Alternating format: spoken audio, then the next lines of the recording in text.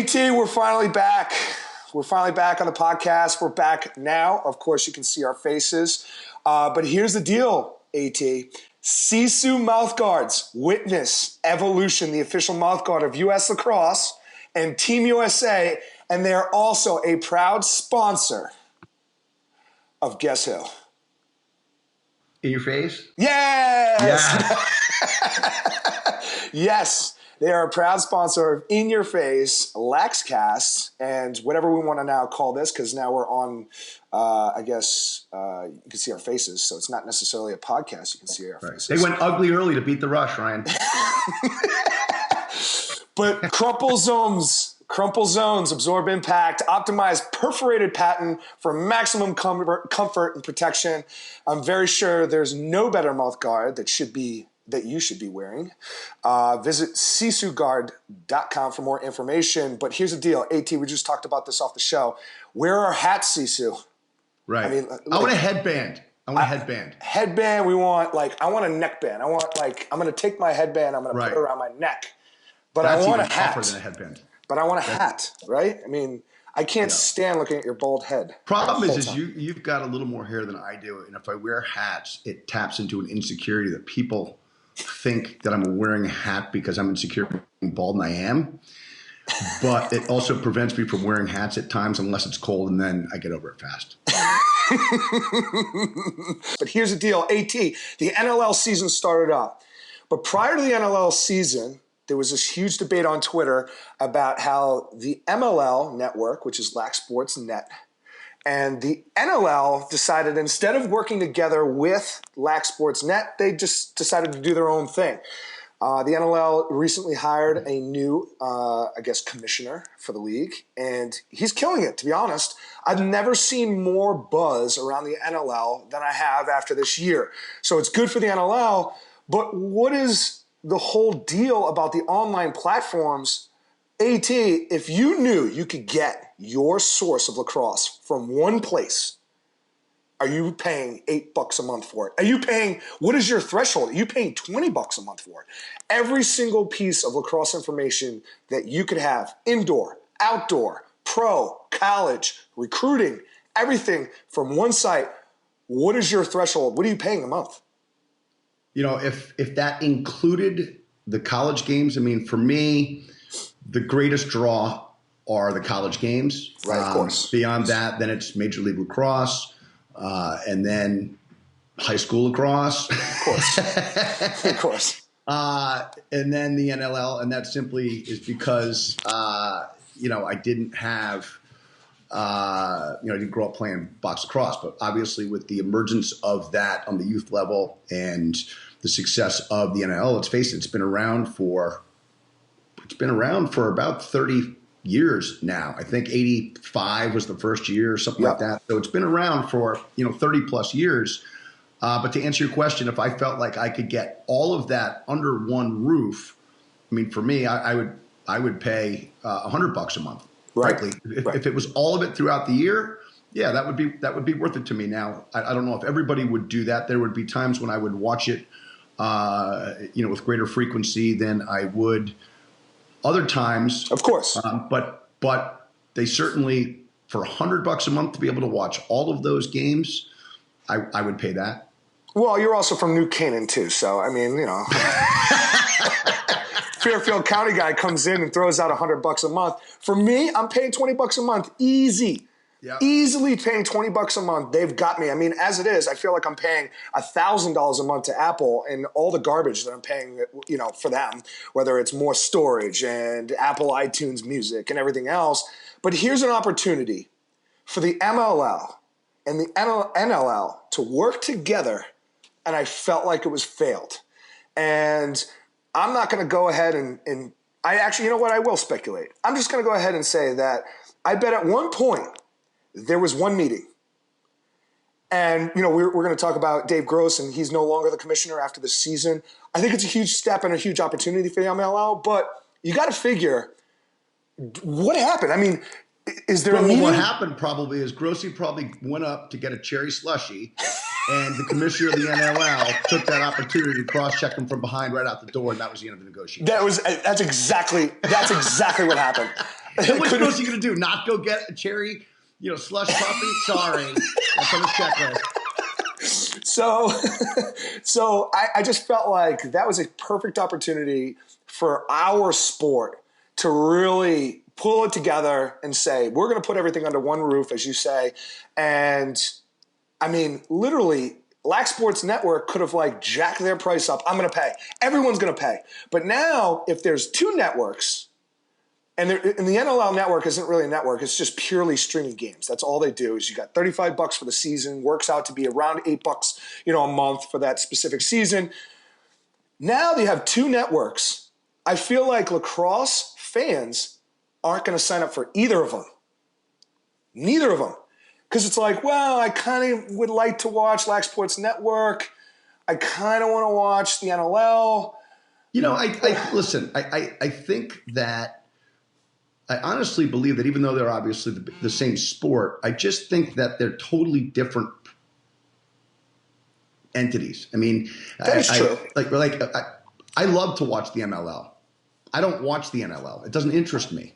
And for the amount of people that are really interested in both products, if I have the opportunity to watch just the MLL and feel like part of my monthly fee covers the NLL, I wouldn't really like that. I would feel like I'm paying for something that I don't have an interest in watching. Well, the thing is it offers an off-season. Think about the NFL Network and how much garbage is in April.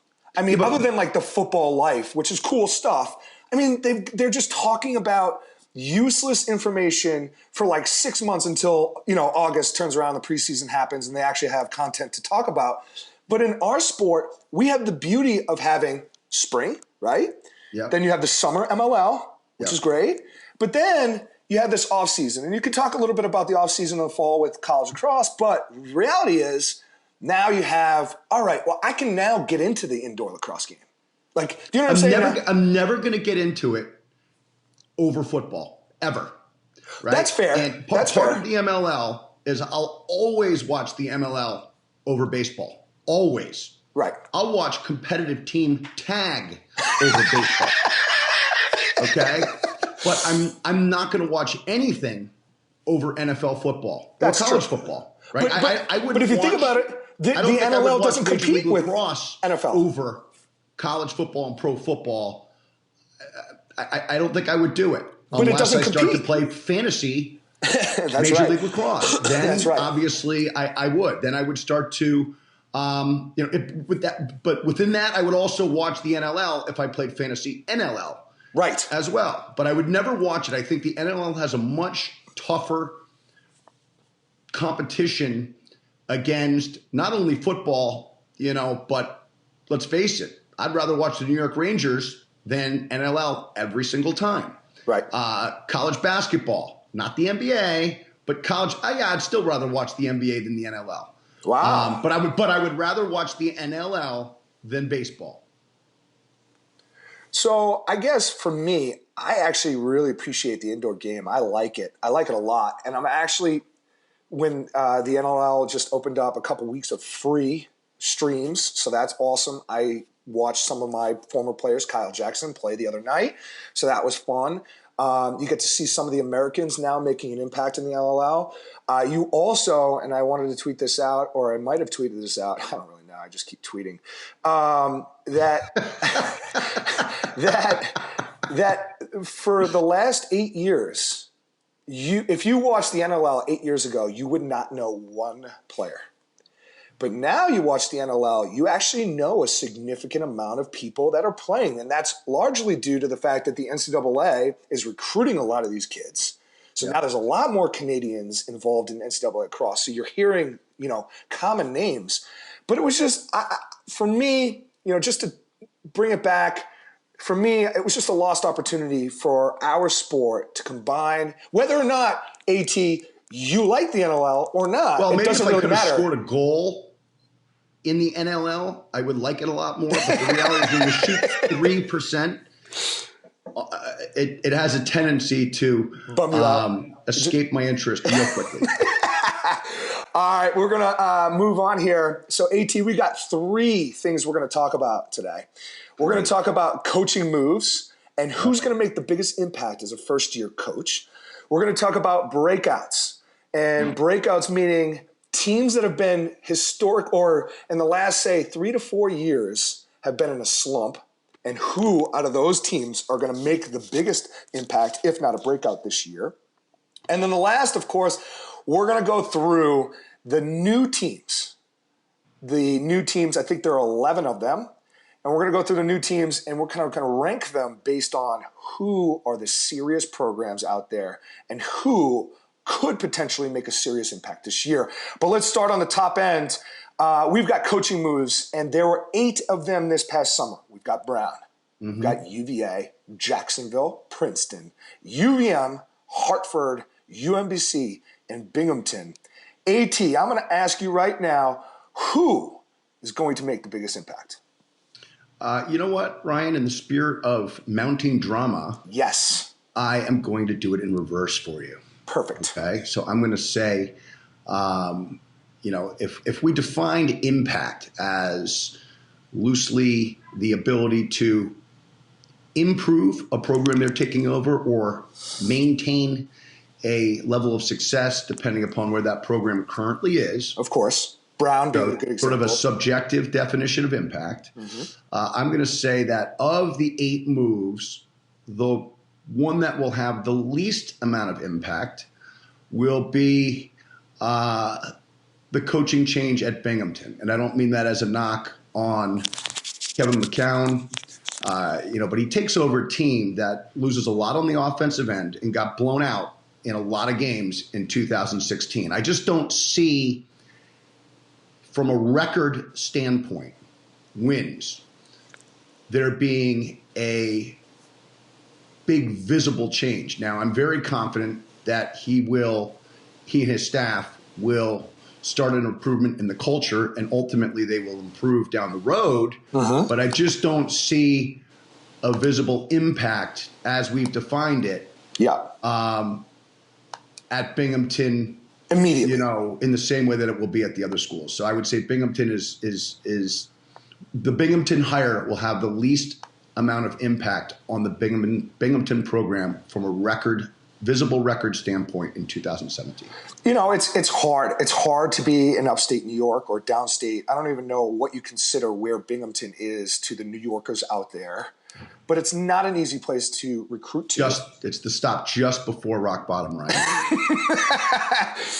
But the one good thing is he's an alum. Kev's an alum. We talked about this on prior podcasts. That's passion. And if you're not ready to take over your program or as an athletic director and you're looking to put a program in good hands, there's no better person to do it with than an alum who's been there and was successful. I agree with that. And so I do agree with you that Binghamton probably will be the least impactful hire right away. But there's no question in my mind that Kev is going to do a great job in the years to come. But he was also one of the later hires. I think it's tough for a new guy like that to come in and now take over a recruiting process at a school. I mean, his head must be on, the swivel constantly. I mean, you're recruiting 17s all the way down to 20s. I mean, it's a tough pull to do. But I do agree with you. Who's number 7, AT? Again, simply looking at the 2017 difference, I would have to say it would be UMBC and Ryan Moran. Now, I don't have a doubt that Ryan Moran is going to bring UMBC to national prominence. I feel that they are going to win the AM East under Ryan Moran. I feel that they are going to become a top 20, top 15 program again. I just don't think, like the Binghamton hire, I just don't think it'll be a drastic record turnaround in 2017. Let's face it, they lose their best offensive player in Nate Loons.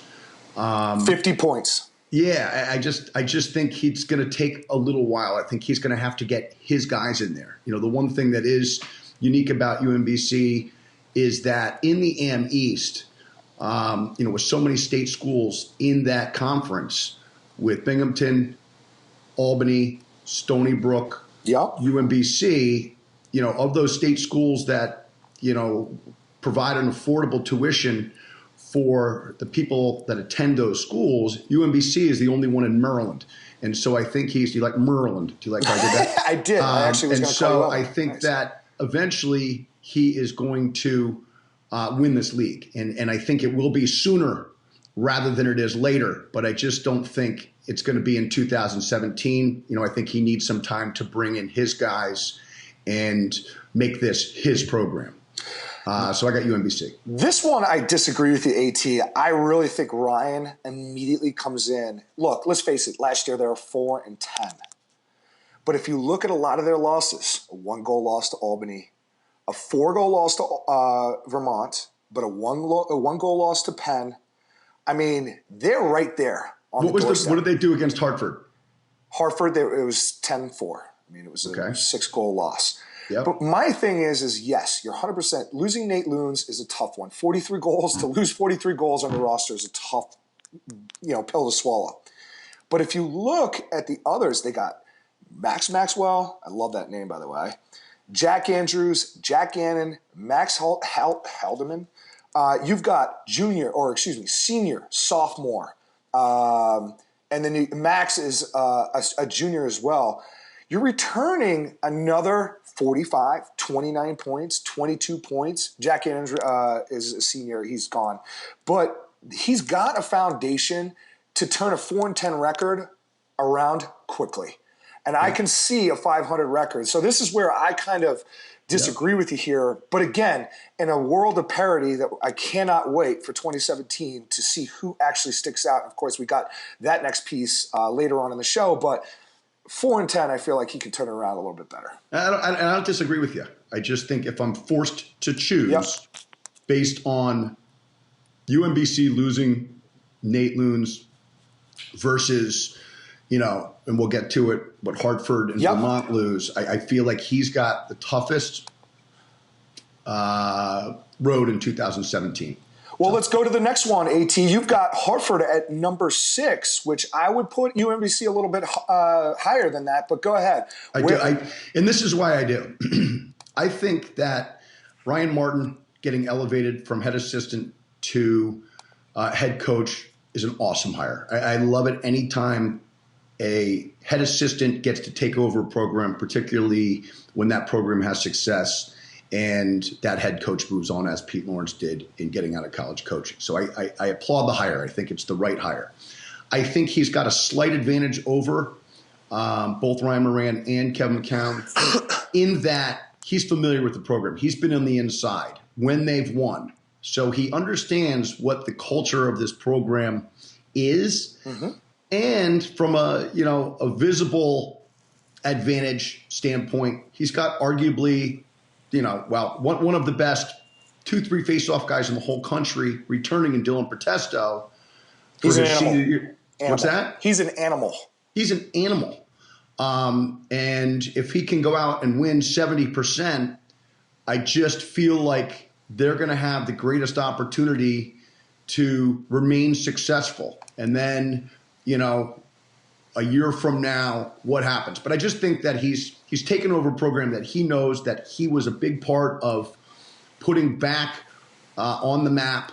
And I think that the momentum at Hartford is going to continue under him, and it helps to have, it helps to get the ball 70% of the time after you score, whoever scores. No doubt. That's why I have Hartford and Ryan Martin's higher ranked slightly ahead of UMBC and Ryan Moran. Now, will that be the case in 3 years from now? I would probably say I would put my money on Ryan Moran and UMBC 5 years from now, but not in 2017. Well, I like it. I mean, you've got a team right now that has experience, right, winning, which is tough. I mean, they won the American East final last year, which is incredible. And of course, Pete Lawrence goes out on the highest note, possible. 11-7. They beat Albany. They beat Vermont 17-16. You've got, like you already mentioned, they got the Media PA kid, Dylan Protesto. My son lives in media, so that's pretty awesome. Yeah. But here's the thing. You look at it, and they play Quinnipiac in the first round and get smoked. So, he's got a lot to work with in Dylan Jenks, who is there 58 points as a freshman. I mean, he's got some talent. Hope he doesn't transfer to Denver. Oh, that is so true. It's so true. But I like this. I like that you pushed Hartford. I probably wouldn't have thought it the way you did, but I like it. Who's number 5, AT? I struggled with this one, but I'm going to have to say Vermont and Fifes. I mean, listen, Fifes is a proven winner. He was a stud player. He's the best. And he's just coming off of winning a national championship as an assistant at North Carolina. Defensive coordinator. He just knows exactly what it takes to go into taking over something and building it into a winner. I mean, let's remember that Carolina could have been accused of being a program that has underachieved based on the success that they've had in recruiting over the last, 8 years. And for them to get over the hump and win the national championship, and for Fifes to be there, each step of the way under Joe Bresch, he knows, what it takes. So he's clearly a proven winner. And he hired a great staff, Jake Bernhardt, Chris Miller. They're coming off of a very good year. Ryan Curtis and his staff did a phenomenal job just before Ryan stepped down, of making that team a winner before he got out of college coaching. And let's face it, they inherit a really, really scary offense with the return of Canadians Ian McKay and Cam Milligan. 100%. And so I just feel that they're going to be able to score, 10 goals a game. And I think that Fifes, as you said, is the defensive coordinator at North Carolina, bringing in a great staff. I think they're going to be able to keep some people down. And I think they're going to be, every bit as good as last year and perhaps even better. So I have Vermont next. Ian McKay, Cam Milligan combined 122 points, and they're all coming back. Just get those two kids. Get the ball to the Italians, right? I mean, right. I think that's what Will Ferrell said, right? Right? Get the ball to those guys. They're going to put it in the cup. Impressive. They also have Cam Stafford from Greenwich, Connecticut. No, right? He transferred. He did. I want to say he transferred to Virginia. I'm not positive, but I'm pretty sure he transferred to Virginia and is walking on there. I could be wrong, but I'm 75%, which again, a 75% grade in high school got put on the refrigerator in the Towers High School. That shows you that I'm pretty confident. Well, then either way, you've got the kid Dawes Mitchling, who got another 35 he's a stud, points. St. Paul's kid. Yep. Yeah. So, I mean, you've got these guys. I mean, he's got a foundation, man. And to be honest, I'll put a little pressure on Fifes. It would be a pretty disappointment if he doesn't improve on a 9-8 record in 2016 and from 2016. I mean, he should be better than 9-8, and he should definitely be knocking on the door again in the America East Final. AT, who is number 4? Again, as I struggled here, I went with Jacksonville. And as we go back to our definition of impact, the ability to improve and or keep a program where they are, I just see Jacksonville coming off of a 3-10 2016 record. Seems like they've, sort of been at rock bottom for the last few years. The random fact is that Jacksonville actually beat Vermont in the first game of the year last year, 17-16. Yeah, that's right. Which is kind of shocking. But I just see the second greatest opportunity for massive improvement from 2016 or where they've been the last few years to where I think they can be in 2017.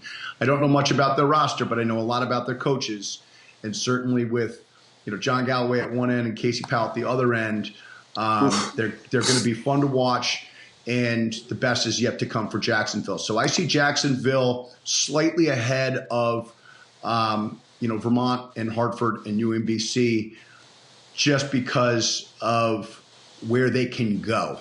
Mm-hmm. So I got Jacksonville's next. This is where I disagree with you here. I mean, obviously at a 3-10 record, you can't really – you could get worse. I mean, we start with Dartmouth.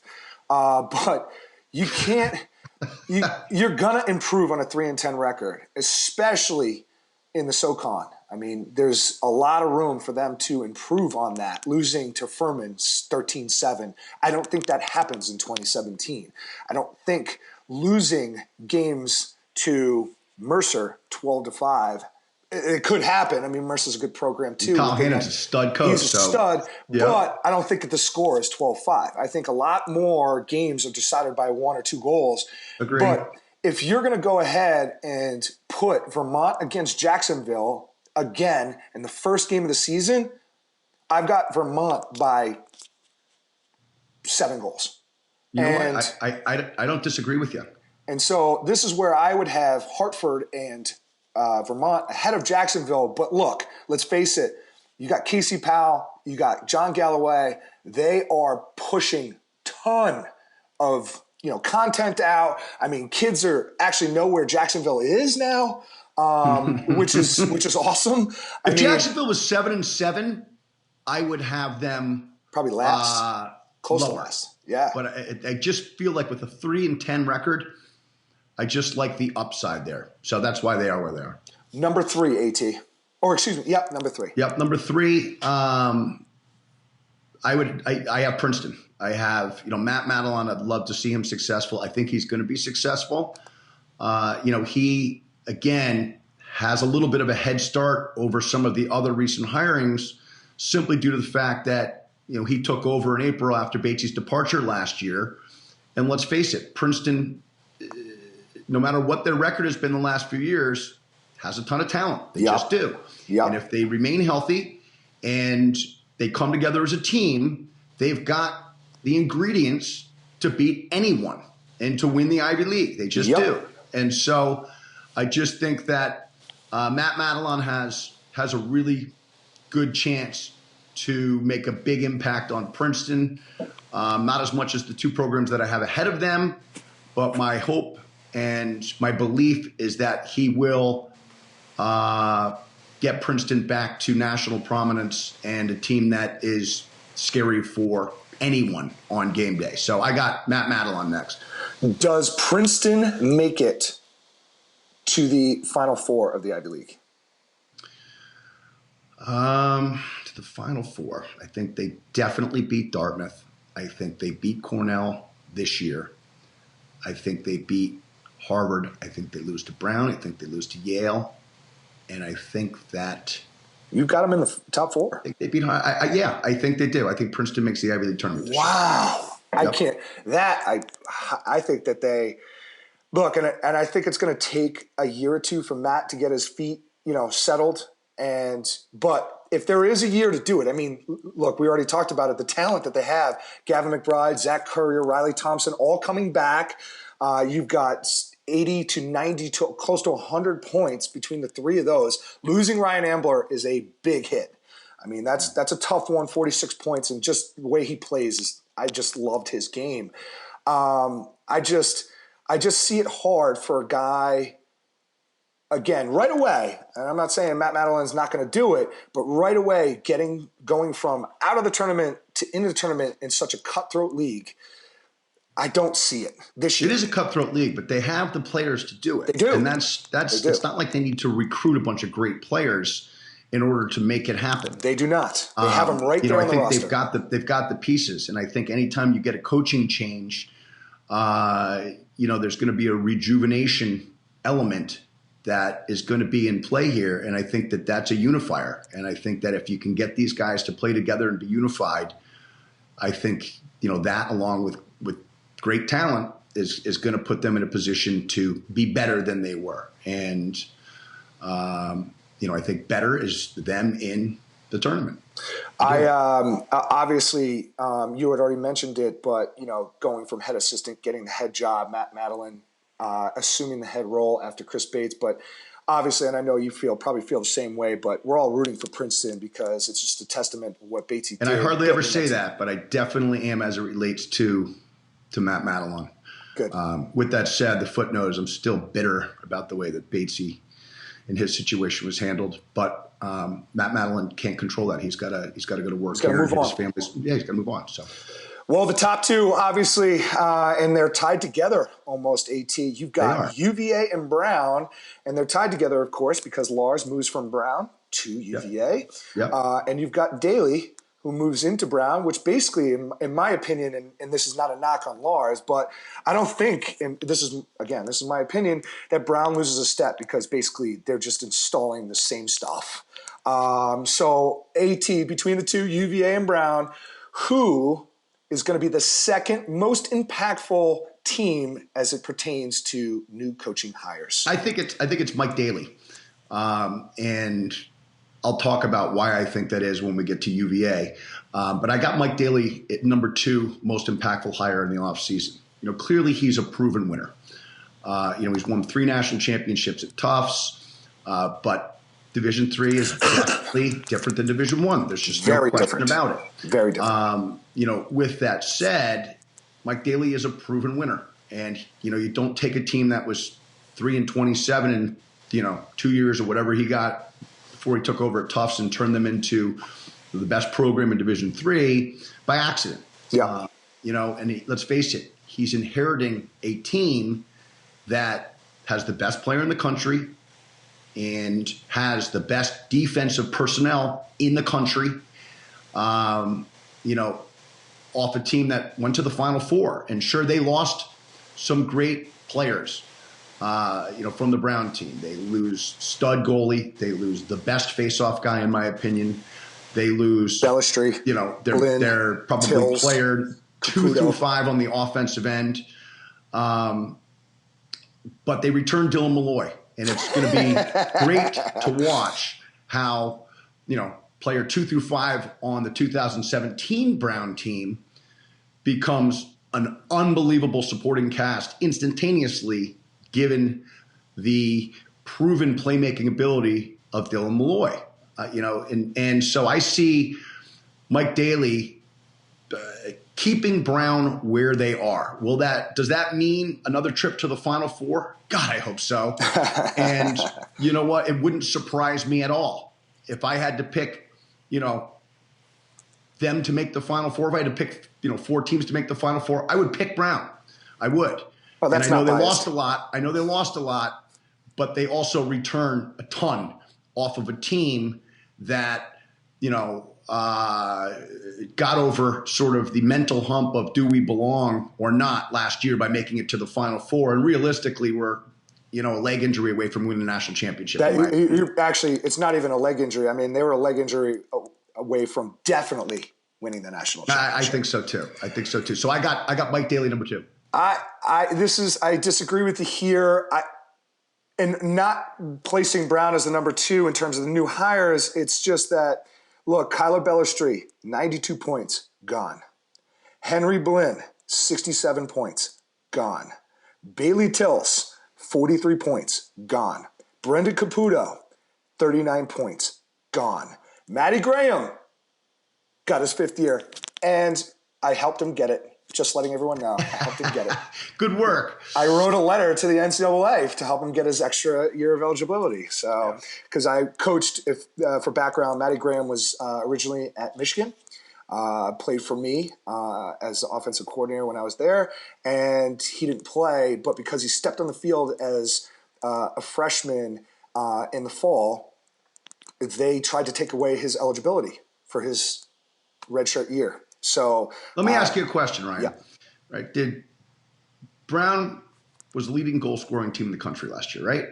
Yeah. I mean, the number of points is ridiculous. Okay. Now, they scored. Is it fair to say that the bulk of their goals scored were in transition situations? I would have to say, yeah, with Larkin, Kemp, Tullett, and Garral, those 3 pushing tempo right off the faceoff. Yes. Okay. So if you're an off-ball player in transition, are the bulk of your passes, catches, shots, and read progressions in time and space? I mean, yeah. Always. Yes, they are. Okay. Would you say that most of the players that are playing on game day on top Division I teams can pass and catch with time and space in transition? No. You'd say no. It's the reason why we have our next segment, which is breakouts and teams that are in slumps because you can't find. So I guess the point I'm trying to make is that, sure, Brown lost a bunch of points from the guys that graduated. But if they're going to maintain the same pace of play, and we both agree that the bulk of their goals were scored in transition opportunities by playing fast, I'm very confident that the players that will fill the loss positionally from the people that graduated are going to step in and now have a lot more opportunities, most of which will be in time and space. And I'm willing to bet that the point production loss that you just rifled through will be significantly less. It'll be interesting to see when the season is over what the second, third, fourth, fifth leading scorers' point production looks like relative to this past year. Will it be replicated? No, I don't think it'll be replicated, but I think it will be significantly closer than we think it is. It's not as though those guys that scored all those points last year were being given the ball in a 6-on-6 scenario and expected to go dodge a pole and score or make, a feed off of that. Dylan Malloy is going to be the guy that's going to generate the half field opportunities. He's going to be the one that's going to create the slides, right? And once he creates the slides, now we're looking at unsettled situations, the bulk of which are time and space, passes, catches, read progressions, decisions, and shots. And I believe that Brown has the offensive personnel to step in and be close to as productive offensively as they were last year, be better than they were defensively. The question mark for me will be, what's the save percentage going to be out of the goalie? Will he be able to put up a first-team All-American season, like Jack Kelly was? Probably not, and will the face-off guy have the same amount of success as Will Gural? Probably not, but I'm willing to bet that the experience of the returning defensive personnel will help cushion that as they get their feet underneath them, particularly in the early part of the season. So I don't know if there's in the history of college lacrosse, I don't know if there's ever been a team that loses 250 points from graduating seniors and keeps the same, progression. But we'll find out. AT, your boy. I'd say 1988, the Cornell team with Timmy Goldstein. As a junior, Timmy Goldstein was National Player of the Year, and they put up Brown-like numbers offensively. They were scoring 17, 18 goals a game, and they graduated the same a lot. They graduated and yet lost the national championship the following year, 13-8. So that's just off the top of my head, Ryan, but go ahead. That's pretty good. 250 points. It's holy crap. A lot. Oh, my God. Yeah. Now your boy, Lars Tiffany, jump ship, takes off to Charlottesville. So many sundresses. Such a smart move. UVA, obviously, you have as the number one team. Yep. Talk to me. So yeah, I have UVA number one. Now, I go back to, I think that Lars is taking over a different situation than Mike Daly, right? To Lars's credit, he helped build Brown as the head coach. He did. He built them into a Final Four team. So I think that biggest impact here is more reflective of the situations that they're taking over and less reflective of the actual coaches that were hired. And that was, the basis for a large part of why I have UVA's hiring of Lars Tiffany as the greatest impact of all of the hirings in the offseason. And the reason I do is because I think that Lars has the greatest opportunity for noticeable impact, right? Yeah. He's a proven winner in what he did at Brown, and he's taking over an extremely talented team that's been chronically underachieving for the last 3-4 years, okay? And so I think that for him, he's got the greatest opportunity for a very visible change. Yeah.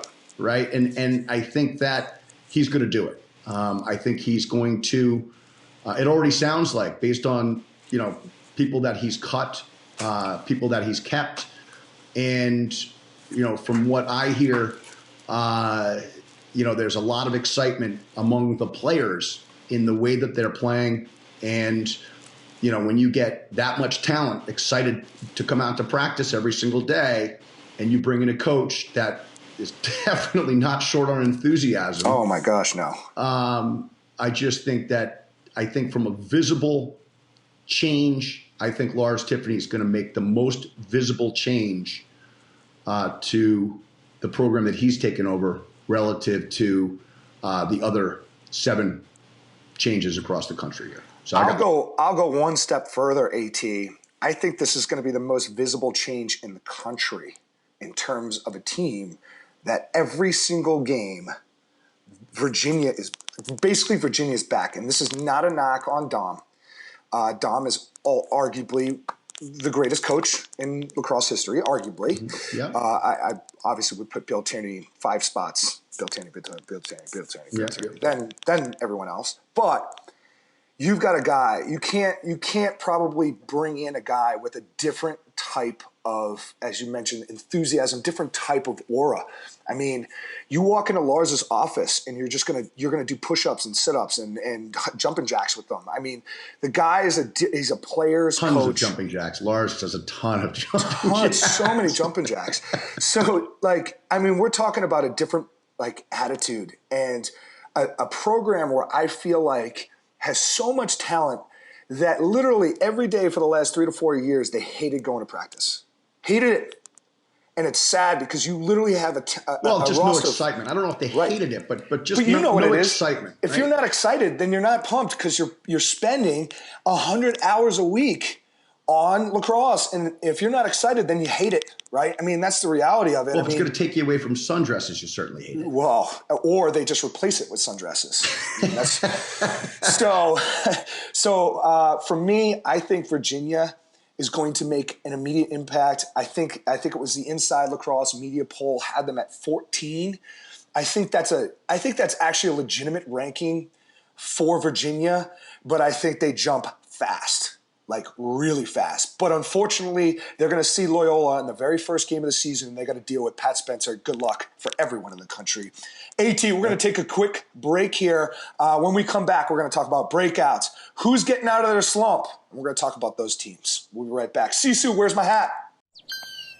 At SISU, we take a very scientific approach to making sure our technologically advanced, doctor-developed, scientifically backed, industry-changing mouthguards are the most protective, lightest, talkable, breathable, comfortable, drinkable, removable mouthguards on the planet to guarantee you're protected. No matter what comes your way, the SISU Next Gen. SISU, talk, breathe, drink. Welcome back to the show. Again, we are on to the next segment, which is breakouts. There are teams, AT, that get talked about a lot. Teams that are underachieving for the last few years. Are they in a slump or are they not in a slump? That is the question. AT, I'm going to throw you 8 teams, 8 of them. And you're going to tell me whether they're in a slump. And we're going to talk about whether or not they're going to get out of this slump. The first team I'm going to throw to you is Siena. Mm-hmm. Siena, after the Brian Breck, Brian, the reason why he got the Rutgers job is his performance at Siena. No one was more happy than the college lacrosse coaching world to see a guy from a MAC school get a Big Ten opportunity. It was very well deserved. And obviously you're seeing Rutgers come back into the fold now. But when's the last time Siena's been talked about as a team that scares you? AT. I can't remember. The last time was when Brian Brecht was coaching up there. And I don't mean that as a knock on John Speck. I don't know the ins and outs of Siena and their respective commitment to the men's lacrosse program. But he's been there for a little while. They're coming off a season where they were 3-10 last year, 2-4 in the MAC for a team that was winning the MAC. Right there each year, for them to not even make the MAC tournament is devastating. You know, they do return a lot of young offense, but they lose their goaltender, and they got blown out a lot in 2016. It just doesn't bode well for them coming into 2017. So there's no question that Siena is in a slump, and they need to figure it out, because they should be a team that makes the MAAC tournament every single year. Every year, especially with what Brian Brack handed John Speck. I mean, the last year he was 11-4 in 2012, and then immediately the next year, 8-9. Now in 2014, they had their best year, John Speck's best year. He was 11-6 in 2014. Yeah. But since then, 2015, 5-10, and of course, as you already alluded to, 3-10. Siena is a team that we need to start seeing something. Because, again, getting blown out, losing to Monmouth, a brand new program. Again, we'll get to them in a minute. But Siena is definitely in a slump. Let's go to the next one, AT. Yep. Robert Morris. I'm not positive they're in a slump. I mean, listen, they were 4-2 in their league and made the conference tournament. I mean, how much more do we really expect out of RMU? I mean, I think if any team is making their conference tournament, they are getting the job done, right? I mean, I think that has to be considered successful. Now, if you're going to compare it to the numbers offensively that they were putting up, and I know that you're going to talk about this, that they were putting up, you know, when Bear Davis, who's now the head coach of the Ohio Machine, was the head coach there, you know, certainly you're going to look at that and you're going to say, wow, they're not putting up the same kind of numbers. But they're not. But, you know, you get coaching changes and, you know, things change and everybody's got their own respective idea on the way that things should get done. And of course, you know, but I wouldn't consider RMU in a slump given the fact that they were 4-2 and made their conference tournament last year. You know, going into this year, they lose a lot of offense and, you know, but they did have one real good win over a really good St. Joe's team last year, 13-8. Now they did lose to them in the conference tournament, but they still beat St. Joe's, which was a team that, you know, I think was a top 20 program last year, and certainly a program that is completely legit. Oh yeah. And so I don't view this program and in a slump in any way. I think Andrew McMahon's done a good job. So here's the thing: in 2012, they were 11-4 AT. Yep. 11-4. And the average, I'm looking at it here, the number of goals per game, and I'm not saying differentiate, I'm not saying win. I mean, we're talking about 30 goals a game between the two teams. And then, you know, again. What do you mean 30 goals a game? Like, we're talking like combined over-unders. I mean, we're talking like it's 14-24, 14-12. 10-17, 15-11, 22-10, 17-10, 17-14, 25-9. I mean, Bear Davis was putting up numbers and was changing the game because he said, screw it. We're going to run and gun, baby. We're going to shoot the ball. I'm going to get it to my Canucks. He had 5 of them on the roster that were out there. So that means he basically had his entire scholarship money on one side of the field, and, you know, you got books and whatever on the other side. But look, I mean, he went with a method, and he's like, I'm going to spend on one side. And, you know, he was successful at it. And for the last 4 years, other than 2013, the year after he left, they were 8-7. Other than that, I mean, you've got losing records, 5-9. You've got, you know, 3-11. And then obviously in 2016, you got 7-8. I do think they're in a slump, and I would like to see a little bit more from, you know, Robert Morris, considering they're still recruiting from the same areas. You know, and like you always mention, and we actually always mention, you know, look, it helps when you have a face-off guy, helps when you have a nice goalie. You know, so looking at things from a perspective, my perspective with Robert Morris, I do think they're in a slump. I'm actually in Pittsburgh right now, so I'm kind of like looking over my back. But let's moving on. Number 6, AT, Delaware. Are they in a slump? I think they are in a slump, and I think that they've been in a slump for a while. Yeah. It just seems like they have good players, yet their end-of-the-year record never seems like it's, very, it always just seems like Delaware has a couple of good wins in the beginning of the year. And I'm always like, oh, here it is. Delaware's going to have a sick year this year. And then they lose about 8 straight and I give up on them. And then they go, they win 3 out of 4 in the CAA down the stretch and somehow slip into the CAA playoffs. But last year they were 5-10 and they were 2-3 and they missed the CAA playoffs. And while they did have a really, really good win over an awesome Towson team, they just had too many bad losses. Right. And frankly, I just don't see why they'll be any different in 2017. So I think that they are in a slump. Absolutely. I think they haven't had a winning record since 2011. And they went to the semifinals and lost to Duke by a goal. I mean, right. That's showing the country and our sport that you're a real deal. Delaware's a real deal. You're going to the NCAA Final Four. But here's the deal: from 2012 on, they haven't had a winning record. Yeah. That is a major slump. Are they going to get out of it? Do you see if we're getting now into teams that you feel like probably could? Are they going to get out of this slump, AT, in 2017? I hope so for the kids in the program or for the staff, but I don't believe so. I'm not looking at them saying, "Wow, they're 1 year away. They're 2 years away." I don't see it. Right. I agree with you. I hate to say it, but no. Number 5. This is the Harvard of the Big East. Harvard, we're coming for you. Georgetown. Are they in a slump? I would say a slump. I would say if they win 3 more games this year, then they'll be in a slump, right? They were 2-12 last year, 1-4. Right? That is rock bottom in capitals, right? Their wins were over Hofstra, which was playing very, very well at the time.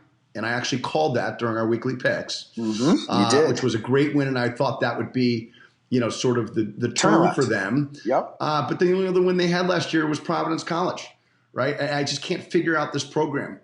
Kevin Warren's a good coach. Kevin Warren knows the sport. Zero Warren argument there. Is a winner. Yep. There's just no question about it. And they have good players. So if they have good players and the coach is a good coach, then you got to look at the culture of the program. Yes. Now, having been a coach at Dartmouth where our culture was not great, we don't know. We're not there every single day. We don't go to their practices. We don't go to their strength conditioning sessions. Right. We're speculators, right? Yep, of course. But if you can look at the program from the outside looking in and you see good coach, good players, to me, it's got to be a culture issue. And while it takes a long time to turn that around, it better turn around pretty quickly because they have too many positives, or I should say there's too many reasons why this program should be a lot better than 2-12.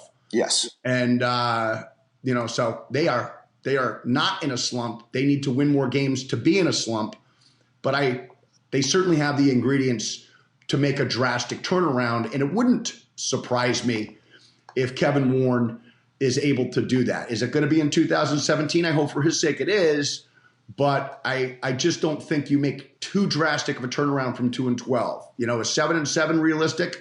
Yeah, I think it's realistic, but they got to go do it now. Yeah. Well, obviously last year, interesting year, tragic death of their player, which speaks to what you're talking about in culture. Obviously, unfortunate circumstances there. But you got to think, in my opinion, 2-12 is 7-7 realistic, as we just mentioned. I do think it's realistic, but I also could absolutely see Georgetown going 12-2. You know what I mean? I feel like at any given time, and we're going to talk about Harvard, and they're kind of the same team. They've got so much talent on that roster. But exactly the way you said it, until they actually break through and actually get some winning experience, because the only winning year they had was 2015, and I think they went 10-6. But they took that 10-6 year and they drank on it, and they ended up in 2016 2-12. I think that there's, again, we talked about Kevin Warren, and obviously they have a lot of faith in him. He was sought after and definitely in the coaching carousels, which is good. And justifiably so. And justifiably, exactly. But obviously Georgetown came back to them because they believe in him.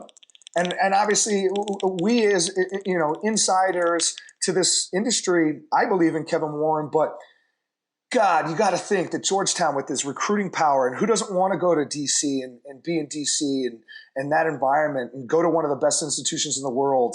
For me, this is a major slump, but again, do I see a change in 2017? Probably not. I think I also will say, obviously Kevin Warren is the head coach, right? They win, he gets the credit. They lose, he gets the criticism.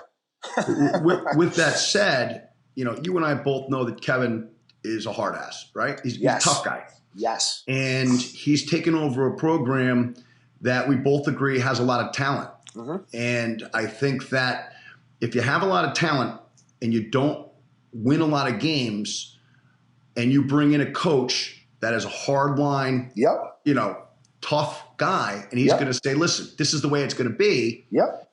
The players need to embrace that. And they need to suck it up. Yes. Right? Because I'm willing to bet that there are, a group of parents and players that are saying, that are deciding on Kevin Warren because he's demanding that these guys practice hard, play tough, and do the things that will enable them to become a hard-nosed program. And hard-nosed programs are the ones that win the one-goal games. Uh-huh. And he's got talent. Are they mentally tough enough as a group of players to see the bigger message from Kevin Warren, which is until we're tough, we're not going to win games. That's right. And the hope for Kevin Warren is that, the players figure it out, embrace his message, because his message is correct. I mean, he's a guy that, that program has never been a program, in my opinion, that people look at and say, what a really bunch of hard-ass, tough kids there. They just don't – they're really talented kids that, somehow find a way to lose to teams that are less talented than them. And to me, that comes down to toughness. And, they've got the coach that's demanding that out of them. If they don't respond appropriately, that probably will be the end of Kevin Warren at Georgetown, which would be sad because he's exactly what the program needs. Yes. But just the way that the pattern works is, in today's day and age, they get rid of the coach instead of, allowing the coach to recruit tough kids and whatever it may be. So I personally see this more on the players than I do on the coach, but I don't know the players like I do Kevin Warren. But the hope is that the players turn into the skid, so to speak, and embrace what Kevin Warren is preaching. And if they do that, Georgetown, like you said, they could turn it around. They could make the Big East Conference tournament as they should every single year. Every year they should be there. And become the top 10 program that they should be. No doubt. Number 4, our boys in Boston, Harvard University. Yeah. I roll, Harvard. In 2016, they were 8-8 with a loss to Yale in the championship. 2015, they were 7-7, nothing. 2014, they were 10-7, lost the Ivy League final and lost in the first round of the tournament to Notre Dame. That was a throttle job. Yep. In 2013, 6-8 and nothing. Is Harvard in a slump? Is Harvard are they in perma slump? Harvard's been in a slump for the last 25 years. Since David Kramer, and those guys graduated, Mike Murph and those guys graduated in 91 after they, tied John Reese and those guys for the Ivy League championship my sophomore year. They've been in a slump all the way up with the exception of 2014 when they, tied for the outright Ivy League, regular season. They lost to Penn in the Ivy League tournament that year. Uh-huh. But I think that, I don't think that I don't think they're in any different of a slump than they've been in for the last 24 to 25 years. Uh-huh. Okay. they lose a lot from last year's double class graduation. Yes. Right? With what they lose on the defensive end through Devin Dwyer, through the offensive end, Will Walker. Now, Harvard's never been at a loss for talent. Woj is a winner. Ben DeLuca is a winner. They're winners, right? And they're going to be successful. But they've got to stay healthy, which again, we have the same conversation every single year. Right. But it's not a lack of talent issue. I don't think it's a lack of coaching issue. Knowing those guys, they're both very good coaches and proven winners. I think that they, they're in a slump, but not any different than any other year. And I think that with a softer 2017 schedule, maybe they can go out and, put together a season that's going to allow them to make the Ivy League tournament and compete to win it. I mean, they beat Brown last year, but they lose a lot of individual talent off of that team. Now, I do think that another year under Ben DeLuca is going to help them significantly. I'm not a buyer of Harvard, and it pains me to say that because I'm a fan of Woj and a fan of Ben's. But I just don't. I mean, if they're hurt every year, why is this year going to be any different than every other year? And they have less talent, right? So I can't figure them out either. Huge losses in Devin Dwyer, 72 points. Will Walker, 29 points. Ian Ardrey, 24 points. They keep Morgan Cheek. I love Morgan Cheek's game, man. 59 points last year. Joe Lang, 39 points. And Sean Coleman, AT, when we were on the recruiting circuit. He's a beast. I remember him. He was arguably the number one player in the country. Yeah. And they got, let's face it, they got their goalie, Robert Schauback, who was a stud. That's right. He was a stud. He was. So who knows? But Harvard, to me, is the 6'5", 220-pound midfielder that at any given point can go off for 6 goals, but shoots less than 5% on the season, and you cut them in the whole time. Right. Because you just don't know what you're going to get. You have because how do you bench 6'4", 220? That's right. How do you put him on the bench? You're going to look in the eyes of the coaches next to you, and they're going to look at the kid at the bench and see 6'5", 220, and be like, "You're sitting him on the bench." I mean, it's tough to do, and Harvard is that. Number 3, Cornell. Is Cornell in a slump? Ben DeLuca in 2013 went 14-4, albeit with Jesus Christ as an attackman for him and Rob Pennell. They go to the semifinals, but since then, and of course, Ben DeLuca gets canned, crazy. 2014, unfairly is right. 11-5, lost to Penn in the semis. Then 2015, 10-6, lost to Princeton in the semis and losing the first round. Of course, to the Jesus Christ trio in the Thompson brothers and cousins. And then in 2016, 6-7, no tourney, no nothing. Is Cornell in a slump? I'm going to say that no, Cornell is not in a slump. I think that with the unfortunate exit of Ben DeLuca and the way that went, I think Ben got screwed. Yep. And I think that it really falls on the AD, who I think coughed up all over himself with that situation. Mm-hmm. Matt Kerwick is a winner. There's no question about it. They went 6-7 last year. They went 1-5 and missed the Ivy League tournament. Right, the only team they beat was Dartmouth. But I really see last year as sort of the transition year from sort of the residue of Ben DeLuca and sort of the newness of Matt Kerwick. And I think that what you're going to see is that Cornell is going to make an improvement. Do they make the Ivy tournament? I don't know. I think they certainly have a shot. I think Princeton makes it ahead of them this year. And maybe Princeton and I just don't know. It's kind of a hedge, but I really see that Cornell is not in a slump. I think it's what you're going to see is they're going to come back and have a much better season this year. If they're playing 13 games this year, I see them being, 8-5, and I think that while they lose Massimilian, who was one of the top 5 face-off guys in the country, it sounds like that had to happen. And I think that, look, they got a ton of freshmen and sophomores. I think, 6 of their top 8 returning scorers were freshmen and sophomores. They've got an unbelievable freshman class coming in. I still think they're a year away. I really do. I think next year they're going to have an opportunity to win the league. But I think this year, if they're able to make the Ivy League tournament, I think that'll be a step forward. So I don't think that Cornell's in a slump. I think what you're seeing really is a team that is making the transition from the former coach to the new coach. And with the recruiting process the way that it is, I think that's a realistic evaluation. They got Jeff T coming in. That kid is a monster. He's like $135 soaking wet, but the kid can put the ball in the net. In terms of the Ivy League, I don't have Princeton making the tournament, Ivy League tournament. I do not have Cornell making the Ivy League tournament. And for me, it's Harvard, Penn, Brown, and Terrible Pizza make the Ivy League tournament.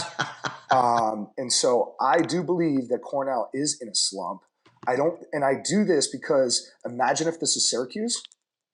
They beat Syracuse last year. No, but I'm just saying, like, in general, the last couple years. I mean, no, I mean, listen, I agree, but what you forget is that Cornell beat Syracuse. They beat Virginia, who's chronic underachiever, right? They beat Colgate. They beat Lehigh. They beat Hobart, who made the national tournament last year. My concern with Cornell, more so than anything else, is that they're losing to all of the teams in the league, right, by a minimum of 3 goals in each game. Brown beats them by 17, right? Then they lose, 12-8 to Yale or whatever it is, and then it's 3-goal loss to here, Penn, 3-goal loss to Harvard, 1-goal loss to Princeton. I just, that concerns me because that tells me that they're, still another year away. Mm-hmm. But again, I think that the league was strong last year, certainly with Yale and Brown at the top, the talent that Harvard brought to the field. And then I think that there was a drop off. Yeah. Cornell, Princeton, Dartmouth, and so I think that Harvard comes back a little bit. I think Yale comes back. Andy's, does an unbelievable job, and they're going to reload as they always do, but they lose, some good players. I don't know how good they are on the goal. Brown's going to win the Ivy tournament again. I'm sorry, Brown's going to win the Ivy League. We're digressing. Again. We're getting back to Brown. Screw Brown. Yeah. I hate Brown. Sorry. color poop. Last two, Hofstra. AT is Hofstra in a slump. Other than their St. Patty's Day unis, which are fire, what have they done lately? Look, Hofstra, I don't think is in a slump. I mean, Hofstra's highs are they could be a Final Four team. Their lows are they could lose to anyone in the country. Their problem is bad losses. I mean, they went 9-6 last year, 3-2 in the CAA, right? But the problem is they're bad losses. You can't lose to Georgetown, Stony Brook, Providence College, Fairfield twice, and expect to be a team that doesn't end up in the "Are they in a slump?" category on the Inside in your face podcast, right? You just do. That's what happens. That's right. They need to beat the teams that they should beat, and then continue to steal a few from the so-called bigger teams. Yep. If they do that, they're not in the "Are they in the slump?" part of our podcast. They aren't finishing 9-6. They're finishing 11-4. Yep. And we're not talking about them. Seth Tierney's, again, a great coach. He's the right coach. Mm-hmm. But the concern in 2017 is they lose a ton of offense. They lose some 4-year players. They do return their goaltender, but they lose a lot of offense. And so it's going to be, this is going to be a tough year. So I wouldn't say that they're in a slump. I would say that, they are kind of how they always are. And in their best years, they haven't lost those bad games, and they've been able to win some big games. And, I think that Seth Tierney is the right coach. I think he's one of the best coaches, but they got to figure out a way to eliminate these bad losses. Well, the return, Josh Byrne, 45 points. Of course, we talked about him. I think he might have been IYF Player of the Week Might have been. I think he might have been. I think he was. And then Kavanaugh and Kupecki, they're coming in with some talent. They lose Sam Linares. That kid is a beast, by the way. He was one of my favorite players to watch. He's great. From the midfield. But here's the deal. 9-6, they lose in the semis in their conference tournament.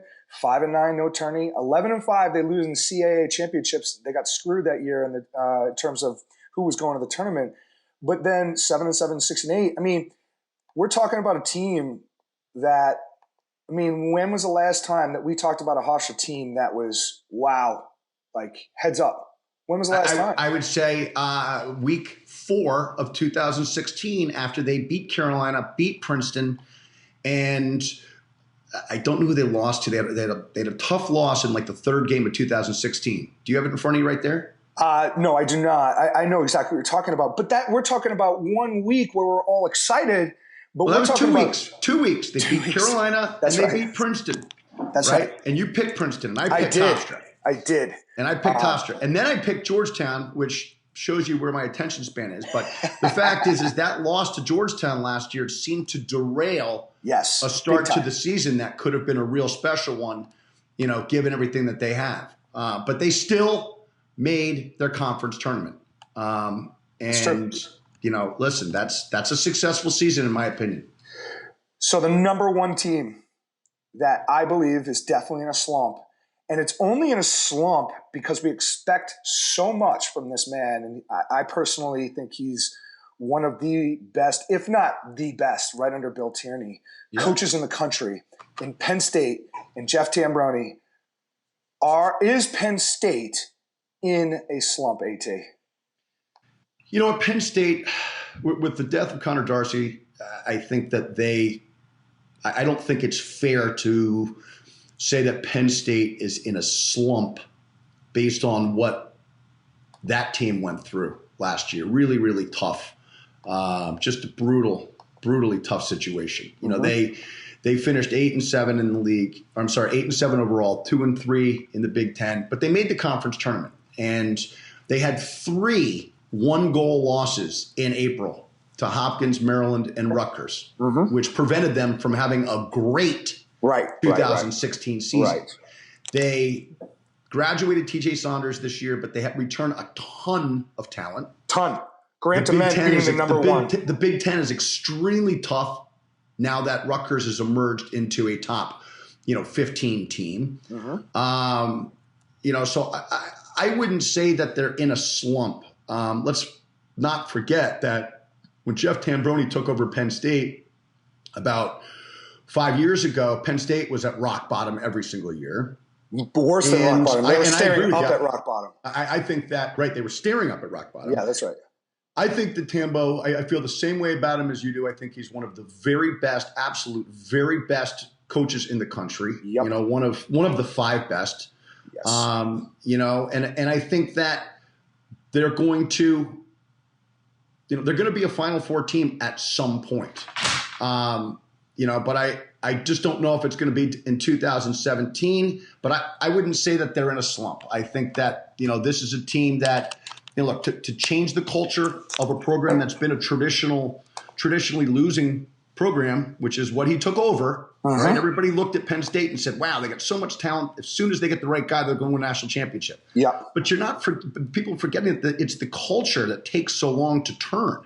And it's not like he's taking over a program that's a first-year program and there is no culture. Yeah. He took over a program with a losing culture. Yeah. So that's significantly more work than one with no culture. That's right. And I think we're going to see big strides out of Penn State in the next few years. I wouldn't be surprised to see Penn State eventually, win the Big Ten championship, and maybe even before they win the Big Ten championship, make the Final Four. I think they were playing at that level. At the end of the year, they just had, Hopkins in Maryland and an extraordinarily hot Rutgers team that they had to get through. And, they lost 3 one-goal games. I mean, you can't get that much closer, right? That's fair. That's fair. And certainly, again, judging by 2016 with the death of a very important teammate, and Connor Darcy. Obviously, that puts a kind of an asterisk to that season. But like you said, they return a lot of talent. Grant Ament, Nick Aponte, Matt Florence, Mike Sutton. By the way, Mike Sutton, when he was in the recruiting process, I probably didn't see a better player in the country. He was incredible. I remember him pounding one off the pipe from about 18 that went beyond half field the other way. He looked like somebody's father. He looked like Mike Regan. That's who he looked like. Yes, I love that wind-up from Reegs. Reegs is the best. Reegs is the best. We're going to take a quick break here. Sisu, where's my hat? I still don't have a hat, Sisu. Mouthpieces, check them out. Really appreciate them sponsoring our podcast. But when we're going to return, we're going to do a quick segment on which of the new teams are serious. We'll be right back. LaxAllStars, by players for players, dedicated to growing the game. Become a member today. SISU Mouthguards. SISU Mouthguards. SISU.com. Check them out. Really appreciate, again, the official mouthguard of Team USA, US Lacrosse, and In Your Face podcast. Last segment of the time, show. Sisu.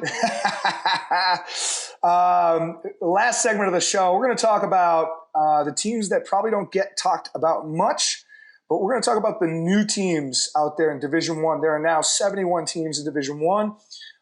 We are going to go through the new ones and which ones are the most serious. And the list we have here are High Point, and this is no order: High Point, Richmond, Hampton, Michigan, Cleveland State, Marquette, ULowell, BU, New Jersey, Furman, and Monmouth. Those are our new teams. AT, which ones are the most serious and have the potential to make an impact right away based on what you've seen either, say, last year, couple years? Yeah. Talk to me about what you think out of those new teams, the most serious teams out there. So if you're looking at this group of 11 schools, and you're saying which teams are serious, I would define serious as teams that make their conference tournament and or beyond, go obviously, but as a minimum are able to make their conference tournament, and or are a genuine threat to beat a top 20 team in the eyes of that top 20 team, right? For instance, if Duke has a team coming to play them,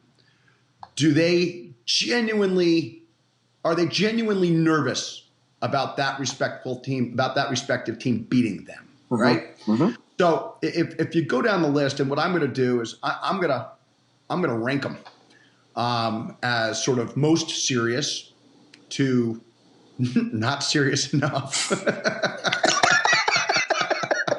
There you go. I like that. Not serious enough. And I'm going to say, so at the top of this list, I'm going to put Marquette, right? And the reason I'm going to put Marquette is because, number one, they beat Denver, who was, for all intents and purposes, for most of the season, regarded as the best team in the country last year. I had them winning the national championship. I know you did. And they beat that team. Mm-hmm. They went 11-5 in the Big East.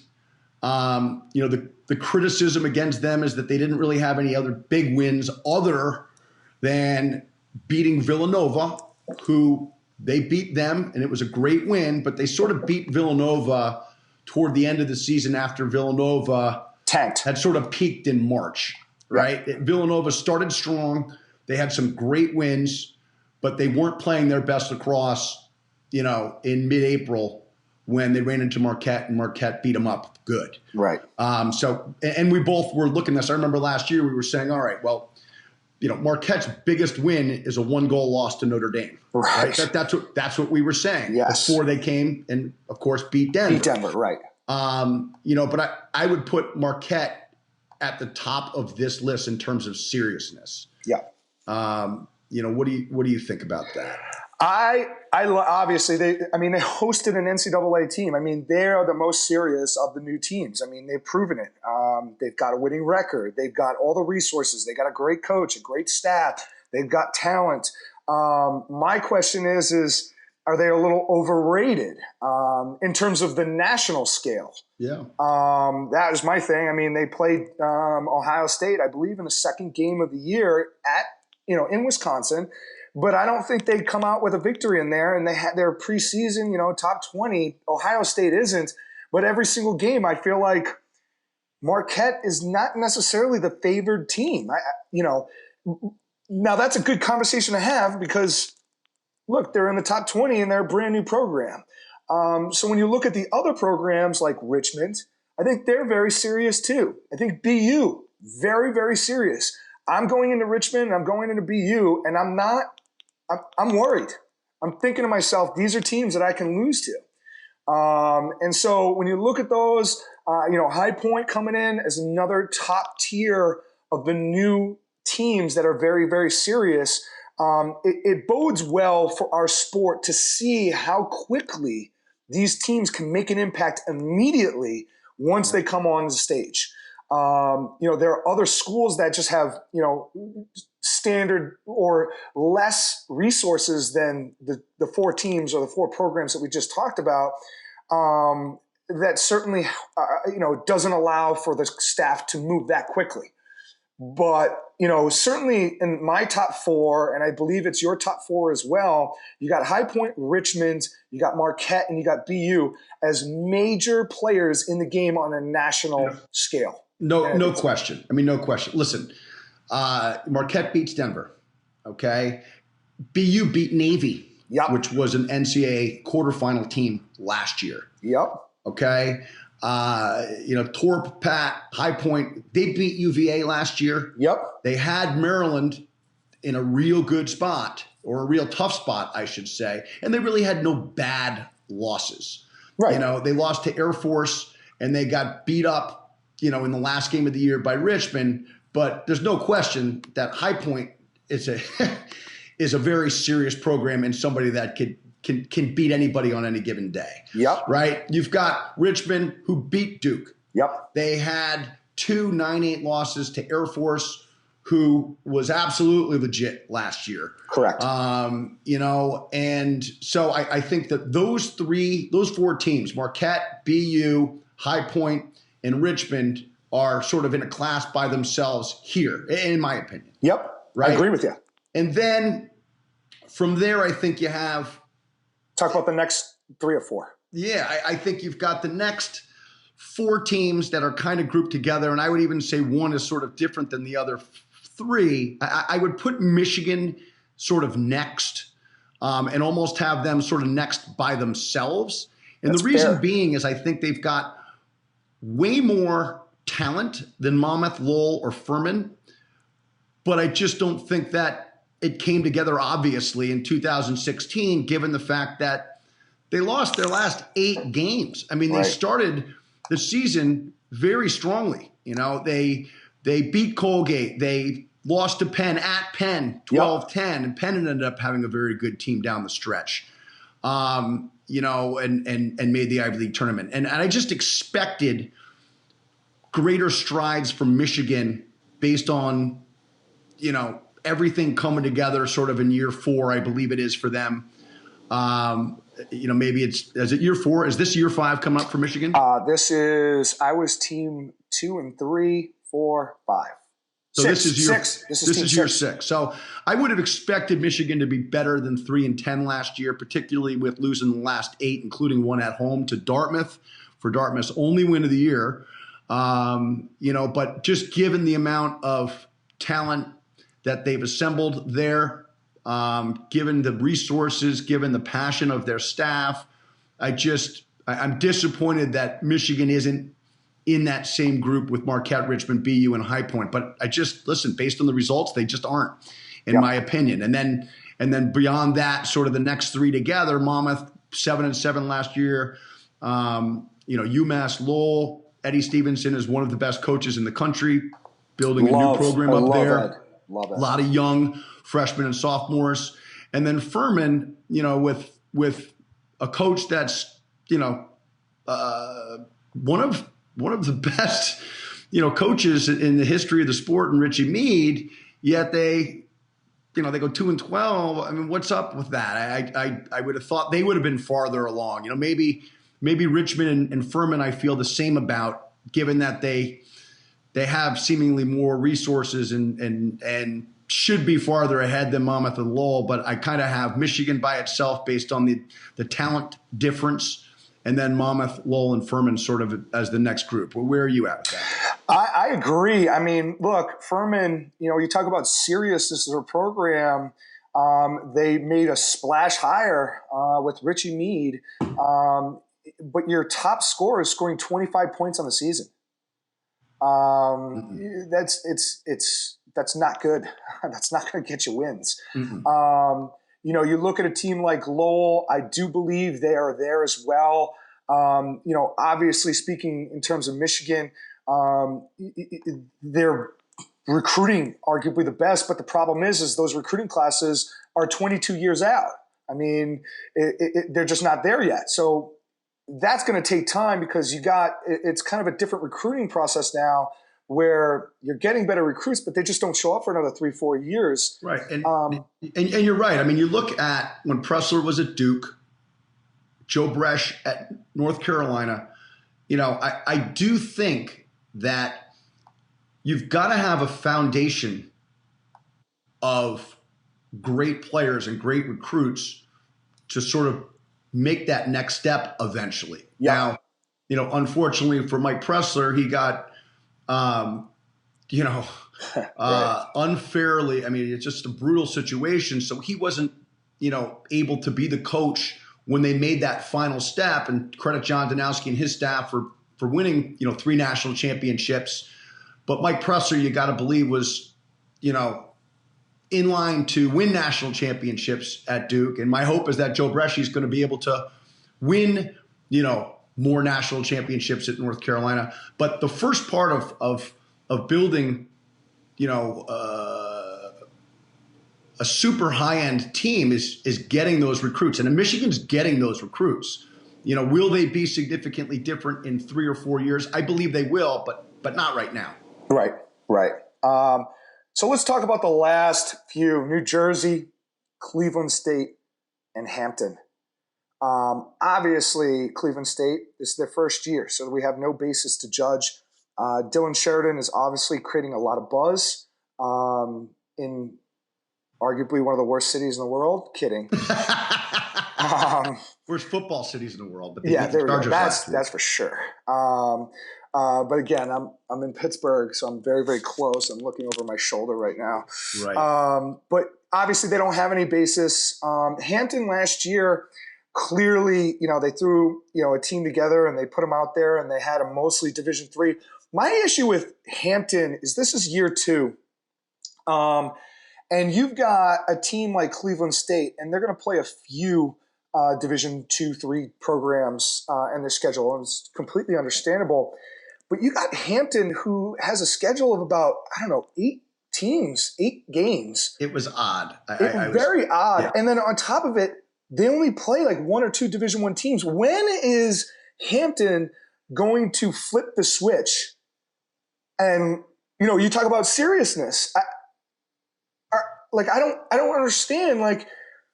And look, this is a coach that, doesn't know the Division I game. He doesn't. And that's okay. He's going to learn fast. But with 8-game schedule and most of them division, are they ever going to be in, are we going to talk about them as a top 40 team ever? Oh, I think we will eventually. But I just think that right now, listen, I think what you're getting at is control the controllables, right? Right. If you're going to come in, you're going to take over a new program and we're going to make a production on them becoming Division I, which is great, then put together, a 12 or 14 game schedule where your people will play Hampton. It's not like, if Hampton calls up Duke and says, listen, we'll come up to you and we'll play you, they'll play them. Right? The coaches at the best programs in the country recognize their position and will do the Division I game justice and help these programs succeed by doing their part and scheduling them. But let's schedule a group of teams that will attract recruits. I mean, who did they play last year? All the research I did showed that they played 5 games. They played 5 games. And while they got crushed, put together a Division I schedule. Right. And if you get crushed and you go 0-14, who cares? But at least you have something to tell recruits. Right. And you can, pitch, hey, you can be part of putting a program on the map, blah, blah, blah, blah, blah, blah, blah. That's what I don't understand. News Usually NJIT goes out and they put together that schedule. Cleveland State is playing Denver and Duke and some of these teams. What prevents Hampton from doing that? I don't understand that. Right. No, I totally agree. I don't have all the information, so maybe it's but to me, it's not really controlling the controllables by scheduling these teams. I don't know. Well, you got 15 games for Cleveland State. They've got 1, 2, 3 games against non-Division I opponents. That's 12 Division I games. You've got a schedule of 8 teams for Hampton, and only 3 of them are Division I opponents. I guess I don't necessarily get it. And I would also be bringing in a class of 30, bringing in a class of 40, 50 dudes, bringing them in. I mean, not a lot of buzz right now, but I'll give him another year to put together the schedule that we all think he should put together. Because if Dylan Sheridan's doing it, so should Lloyd Carter. That's for sure. I agree. So that's really it for the show today. We are going to be back in January. We've got some exciting news coming up. We're not going to announce it quite yet. But basically be tuned in for us this year with LaxAllStars every Saturday morning, pregame with us. We're going to go through the games of the week and certainly talk more about spreads and who's going to win and talk trash about people. And I'll probably embarrass myself often, but we're excited for 2017. Happy New Year to everyone. It's New Year's Eve. And SISU, where's my hat, baby? Thank you again to SISU Mouth Guards. Evolution of the mouthpiece, and please send us one. I'd like to actually talk on the podcast with it in my mouth. I want to wear one next podcast. And Towers needs a headband. Yeah. In the meantime, check us out on LaxAllStars. Check us out on Twitter at InYourFaceLax. Check us out on any of the platforms. We're there. In the meantime, Happy New Year and good luck in 2017.